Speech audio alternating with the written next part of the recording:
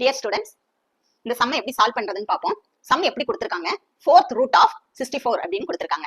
First இத நம்ம எப்படி எழுதலாம் அப்படின்னு பாத்தீங்கன்னா 64 whole power 1/4 இது மாதிரி நம்ம எழுதிக்கலாம்.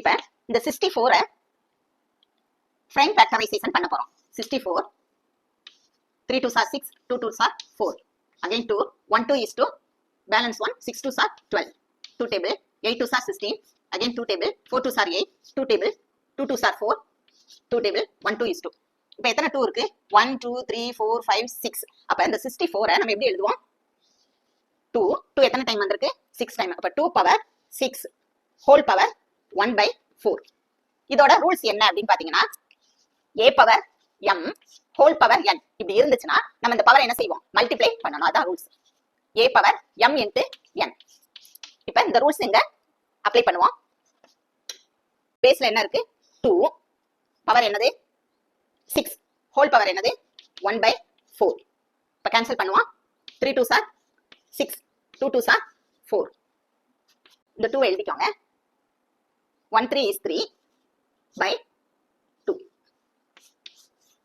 அப்ப என்ன ஆன்சர் கிடைச்சிச்சு 2 power 3/2 Thanks for watching students.